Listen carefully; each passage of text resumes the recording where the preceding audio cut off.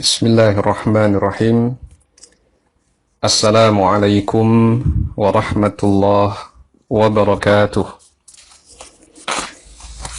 Innal hamdalillah nahmaduhu wa nasta'inuhu wa nastaghfiruh wa na'udzu billahi min shururi anfusina wa min sayyiati a'malina may yahdihillahu fala mudilla lahu ومن يضلل فلا هادي له وأشهد أن لا إله إلا الله وحده لا شريك له وأشهد أن محمدا عبده ورسوله اللهم صل على نبينا محمد وعلى آله وأصحابه ومن تبعهم بإحسان إلى يوم الدين. قال الله تعالى في كتابه الكريم يا أيها الذين آمنوا اتقوا الله حق تقاته ولا تموتن إلا وأنتم مسلمون يا أيها الناس اتقوا ربكم الذي خلقكم من نفس واحدة وخلق منها زوجها وبث منهما رجالا كثيرا ونساء واتقوا الله الذي تساءلون به والأرحام إن الله كان عليكم رقيبا يا أيها الذين آمنوا اتقوا الله وقولوا قولا سديدا يصلح لكم أعمالكم ويغفر لكم ذنوبكم ومن يطع الله ورسوله فقد فاز فوزا عظيما أما بعد فإن أصدق الحديث كتاب الله وخير الهدي هدي محمد صلى الله عليه وعلى آله وسلم وشر الأمور محدثاتها فإن كل محدثة بدعة وكل بدعة ضلالة وكل ضلالة في النار. Ikhwani wa akhwati fillah rahimani wa rahimakumullah. Alhamdulillah, segala puji bagi Allah yang memberikan begitu banyak kenikmatan kepada kita. Di antaranya adalah kenikmatan mempelajari ilmu syar'i, ayat-ayat Al-Quran dan hadis-hadis Nabi SAW. Pada malam ini insyaallah kita akan melanjutkan kajian kitab Bulughul Maram, Kitabus Siyam, kitab tentang puasa. Dan kita sudah masuk pada hadis Ibnu Abbas. Hadis Ibnu Abbas tentang seorang Arab Badui yang datang menemui Nabi dan mengaku dia melihat hilal, melihat bulan yang baru menunjukkan masuknya bulan Ramadan. Wa 'an Ibnu Abbas radhiyallahu anhuma anna a'rabiyyan jaa'a ila an-nabi sallallahu alaihi wasallam. Dari Ibnu Abbas, semoga Allah meridhai keduanya, bahwasanya seorang Arab Badui datang kepada Nabi sallallahu alaihi wasallam dan berkata, Inni ra'aitul hilal. Sesungguhnya aku melihat hilal. Faqala atashhadu an la ilaha illallah. Nabi bertanya, apakah engkau bersaksi bahwasanya tidak ada sembahan yang berhak disembah kecuali Allah? Qala na'am. Orang itu berkata, iya. Qala atashhadu anna Muhammadan Rasulullah. Nabi bertanya lagi, apakah engkau bersaksi bahwa Muhammad adalah utusan Allah? Qala na'am. Orang itu berkata, ya. Qala fa'adzin fin nasi ya Bilal an yasumu ghadan. Umumkan kepada manusia wahai Bilal agar mereka berpuasa besok. Rawahul khamsah. Nah, di sini diriwayatkan oleh imam yang 5. Wa sahhahahu Ibnu Khuzaimah, disahihkan oleh Ibnu Khuzaimah, wa Ibnu Hibban dan juga Ibnu Hibban, wa rajjahan Nasa'i irsalahu. An-Nasa'i merajihkan pendapat bahwa hadis ini mursal. Nah, hadis ini diperselisihkan oleh ulama tentang apakah sahih atau tidak. Sebagian ulama seperti yang disebutkan oleh Al-Hafidz Ibnu Hajar Al-Asqalani dalam Bulughul Maram ini mensahihkan, yaitu Ibnu Khuzaimah dan Ibnu Hibban. Ibnu Khuzaimah maupun Ibnu Hibban ini termasuk ulama yang mutasahil, agak bermudah-mudahan di dalam mensahihkan hadis.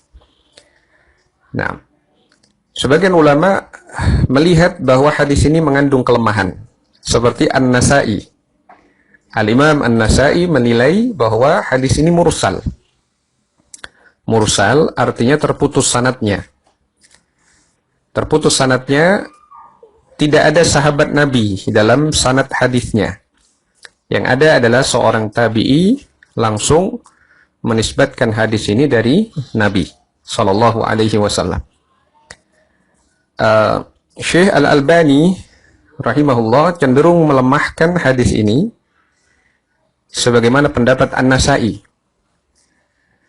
dan At-Tirmidzi juga. Karena di dalam sanad riwayat ini ada seorang perawi yang bernama Simak bin Harb, meriwayatkan dari Ikrimah.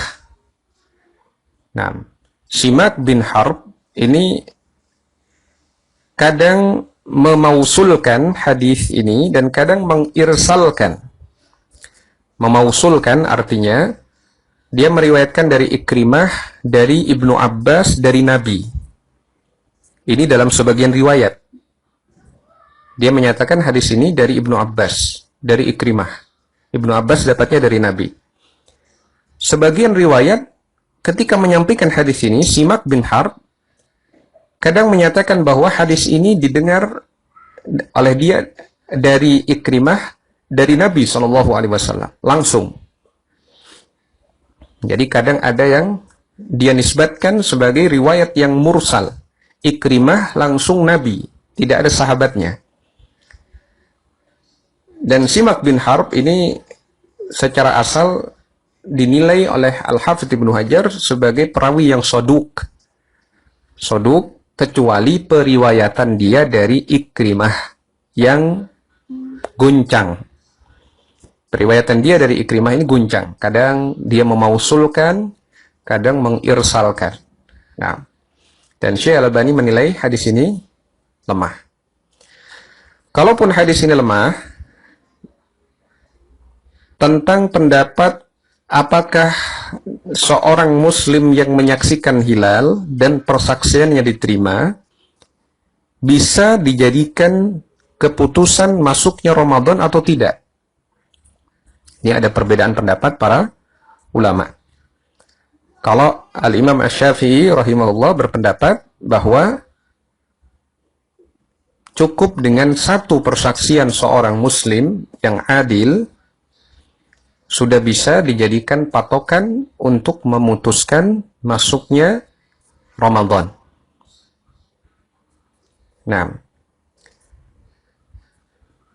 sedangkan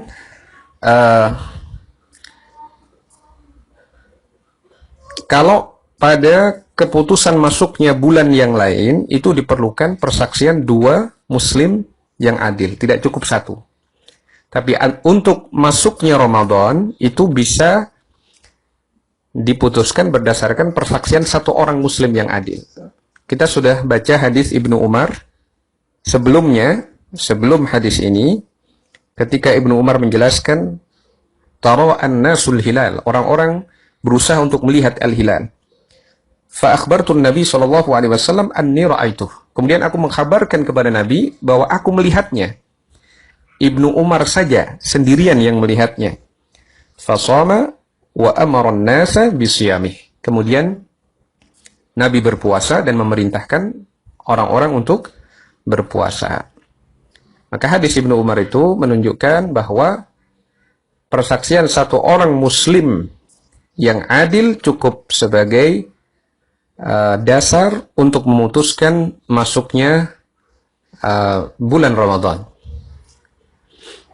Adapun pada bulan-bulan yang lain berlaku riwayat hadis fa in syahida syahidani fasumu wa aftiru. Fa in syahida syahidan, jika bersaksi dua orang maka berpuasalah dan berbukalah. Hadis riwayat An-Nasa'i. Jadi kesimpulannya, insya Allah pendapat yang rajih adalah untuk masuknya bulan Ramadan cukup dengan satu orang yang menyaksikan hilal. Tetapi untuk masuknya bulan-bulan lain dalam bulan Hijriyah, apakah itu bulan Syawal ataukah Dzulhijjah dan yang lainnya, setidaknya dua orang yang menyaksikan. Nah, ini adalah insya Allah pendapat yang rajih sebagai dasar bagi pemerintah ketika memutuskan. Itu dari sisi pemerintah. Dari sisi kita tinggal menunggu keputusan mereka. Tinggal menunggu keputusan mereka. Nah, hadis berikutnya adalah hadis tentang keharusan menginapkan niat dalam berpuasa. Wa an Hafsah ummil mu'minin anna an-nabiy sallallahu alaihi wasallam qala. Dari Hafsah, ibunda orang-orang beriman, bahwasanya Nabi sallallahu alaihi wasallam bersabda, "Man lam yubayyit as-siyama qabla al-fajri fala siyama lahu." Barang siapa yang tidak menginapkan niat puasa sebelum fajar, maka tidak ada puasa baginya. Rawahul khamsah wa malat Tirmidzi wan Nasa'i ila tarjihi waqfihi wa sahhahahu marfu'an Ibnu Khuzaimah wa Ibnu Hibban. Hadis ini diriwayatkan oleh imam yang 5, sedangkan At-Tirmidzi dan An-Nasa'i cenderung pada pendapat yang merojihkan bahwa hadis ini mauquf. Mauquf artinya ucapan sahabat. Ucapan sahabat maksudnya ucapan dari Hafsah bintu Umar, istri Nabi sallallahu alaihi wasallam. Nah, sedangkan Ibnu Khuzaimah dan Ibnu Hibban mensahihkan hadis ini secara marfu dan menganggap itu sebagai sabda Nabi sallallahu alaihi wasallam. Walid-Daraqutni la siyama liman lam yafridhu minal lail. Dalam riwayat Ad-Daraqutni dinyatakan la siyama, tidak ada puasa liman lam yafridhu minal lail, bagi yang tidak mentakyin, memastikan niatnya di waktu malam. Nah, jadi terkait dengan niat puasa Ramadan, ya, niat puasa Ramadan ataupun niat puasa-puasa yang wajib lainnya, ya, puasa kafarah, puasa mengganti di bulan Ramadan, ya, atau puasa nadar, ya, puasa-puasa wajib itu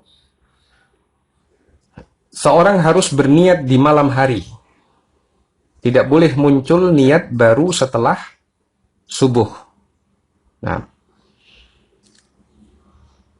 contoh misalkan seorang mau mengganti puasa Ramadan di bulan Sya'ban ini, di hari-hari yang masih tersisa di bulan Sya'ban, adalah kesempatan bagi seorang yang akan mengganti puasanya. Berdasarkan hadis Hafsah ini, dia harus menginapkan niat. Tidak bisa seorang ketika dia masuk di waktu pagi, ya, sekitar jam 6, nah, sudah terbit matahari, kemudian dia berkata, oh saya mau puasa ganti puasa Ramadan saya. Baru muncul niat di pagi itu. Maka ini tidak diperbolehkan. tidak bisa sebagai niat puasa wajib. Karena niat mengganti puasa Ramadan itu adalah niat untuk puasa wajib. Puasa qadha mengganti puasa Ramadan itu terhitung puasa wajib. Nah, tidak boleh baru berniat setelah lewat dari waktu terbit fajar. Nah, demikian juga seseorang yang misalkan ada rencana safar. Seandainya ada rencana safar. Dia pada malamnya dia masih berangan-angan besok safar. Seandainya sudah masuk Ramadan, ya. Dia ingin pergi ke kota yang jaraknya lebih dari 80 km. Nah, dia sudah berniat saya akan safar. Pada jam 7, dia memang belum makan apa-apa, belum minum apa-apa, belum melakukan hal-hal yang membatalkan puasa. Kemudian datang info yang memberitahukan dia tentang keadaan yang berubah sehingga dia membatalkan safar. Dalam hal ini dia tidak bisa berpuasa Ramadan di hari itu. Karena dia tidak menginapkan niat. Dia belum menginapkan niat. Sedangkan menginapkan niat itu bagian dari syarat sah puasa wajib, puasa Ramadan. Jadi puasa wajib itu puasa Ramadan, puasa membayar kafarah, puasa mengganti Ramadan, dan puasa nadar. Ada 4 puasa yang masuk dalam kategori wajib. Puasa Ramadan yang pertama, yang kedua puasa mengganti Ramadan, puasa qadha. Misalkan seorang wanita berhalangan tidak berpuasa di bulan Ramadan, kemudian dia menggantinya itu adalah puasa wajib. Kemudian yang ketiga puasa kafarah, membayar kafarah. Banyak perbuatan-perbuatan yang di situ seorang melakukan harus membayar kafarah. Nah, mendihar istrinya misalkan, atau kafarah-kafarah yang lain. Nah, haji tamattu tapi tidak menyembelih hadyu atau kurban misalkan, itu ada puasa kafarah. Tidak sengaja membunuh seseorang, naik mobil misalkan, menyetir mobil kemudian menabrak seseorang. Nah, itu ada kafarahnya. Ada kafarah berpuasa 2 bulan berturut-turut. Kalau memang kecelakaan itu menyebabkan meninggal dan dilakukan atas kesalahan dia. Bukan kesalahan yang dilakukan oleh korban. Nah, ini puasa kafarah. Ada beberapa kafarah yang lainnya. Puasa kafarah itu terhitung puasa wajib. Kemudian puasa nadar. Seorang bernadar akan berpuasa kalau terjadi sesuatu yang dia inginkan, atau dia bernadar tanpa mempersyaratkan saya harus puasa besok, misalkan dia bernadar. Puasa nadar itu masuk dalam kategori puasa wajib. Puasa wajib ini harus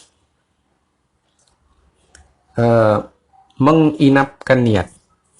Harus menginapkan niat. Nah, niat itu cukup dalam hati. Tidak harus tidak perlu dilafatkan.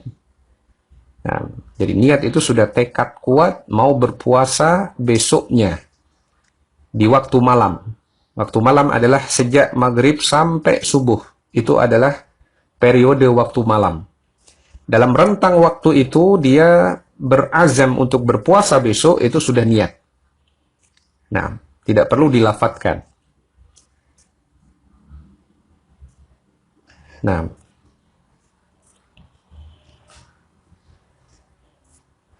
kemudian hadis berikutnya adalah hadis dari Aisyah radhiyallahu anha.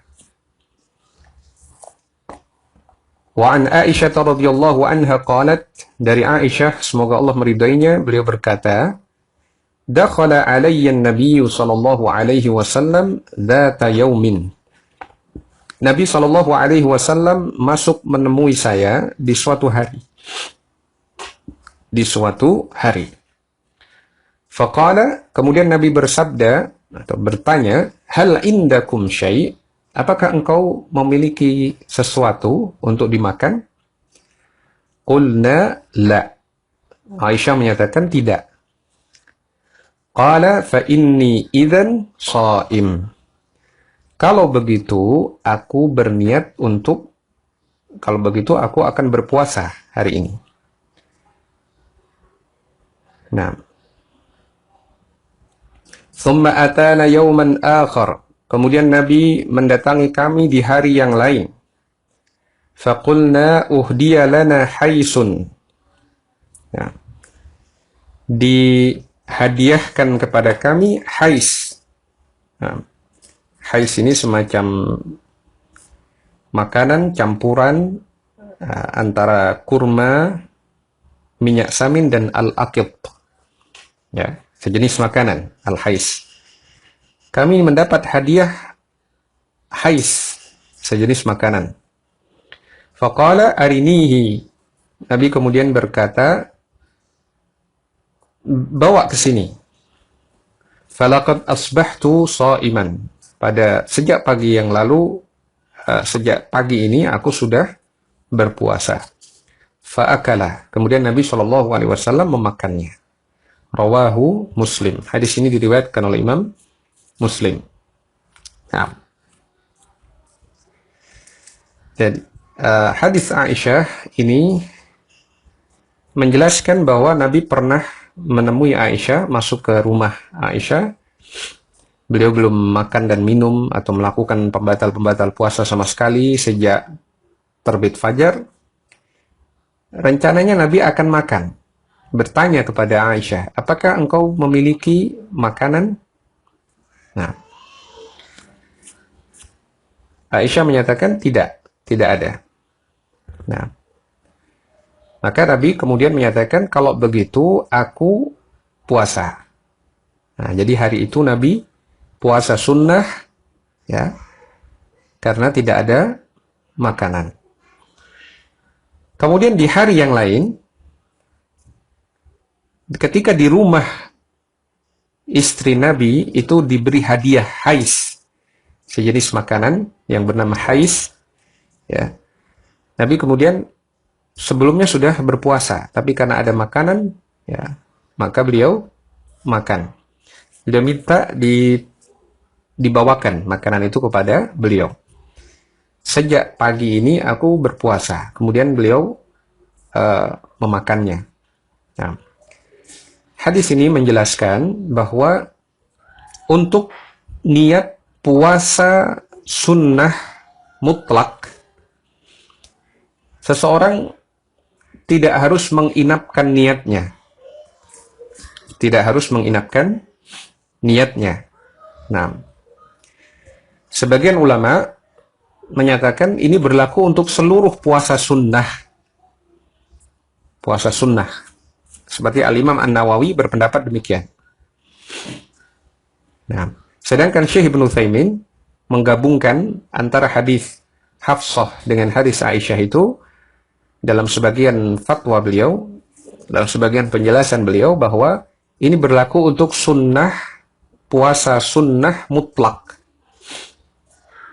Mutlak itu artinya tidak memiliki kekhususan. Puasa sunnah secara umum. Itu karena tidak ada makanan, ya sudah puasa saja hari ini. Nah, kalau puasa itu memiliki kekhususan seperti puasa Asyura, kemudian puasa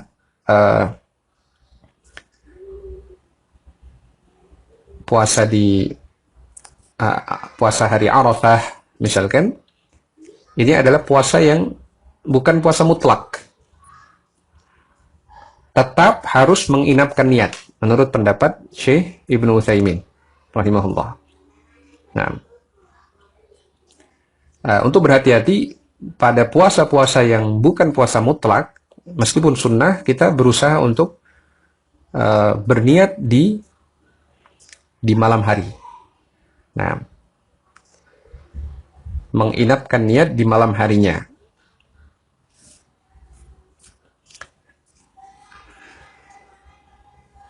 Adapun kalau puasa sunnah mutlak, misalkan Senin, Kamis misalkan ya, atau puasa di hari-hari lain, nah maka kita boleh saja baru muncul niat setelah terbit fajar. Nah, baik. Ini hadis Aisyah radhiyallahu anha. Dan hadis Aisyah ini menunjukkan bagaimana sederhananya kehidupan Nabi Shallallahu Alaihi Wasallam. Untuk sekedar makan saja, beliau kadang tidak ada yang dimakan. Nah, kadang ada yang menghadiahkan kepada beliau, baru beliau bisa makan. Nah, ini menunjukkan zuhudnya Nabi Shallallahu Alaihi Wasallam dan keluarganya, kesederhanaan mereka. Padahal kalau seandainya Nabi ingin mendapatkan yang lebih dari itu, tentu bisa bagi beliau. Tapi beliau tidak melakukannya. Nah, dan Aisyah radhiyallahu anha adalah sebagai istri yang baik, istri yang salihah, ibunda kita, ibunda orang-orang beriman, adalah wanita-wanita yang salihah, yang berbakti kepada suaminya, mensyukuri yang ada. Nah, tidak menuntut banyak hal. Nah, jadi Aisyah menyampaikan hadis ini kepada kita sebagai pelajaran hukum puasa sunnah ketika tidak menginapkan niat di malam hari. Bukan dalam konteks mengeluh. Menceritakan keadaan ini bukan dalam konteks mengeluh. Oh, saya dulu hidupnya begini, kekurangan. Enggak. Tapi sebagai faedah ilmiah. Bagaimana pelajaran yang bisa diambil terkait dengan fikih puasa. Nah, radhiyallahu anhum ajma'in, para sahabat. Semoga Allah Subhanahu wa taala meridhai seluruh para sahabat Nabi. Nah, baik, ini mungkin yang bisa kita kaji pada kesempatan kita di malam hari ini, ya, karena beberapa menit lagi sudah masuk waktu Isya. Insyaallah kita akan lanjutkan pembacaan hadis-hadis yang lain dalam Bulughul Maram pada kajian-kajian berikutnya. Naam. Wallahu a'lam. Wa sallallahu ala nabiyyina Muhammadin wa ala alihi wa sahbihi ajma'in. Walhamdulillahi rabbil alamin. Wassalamu alaikum warahmatullahi wabarakatuh.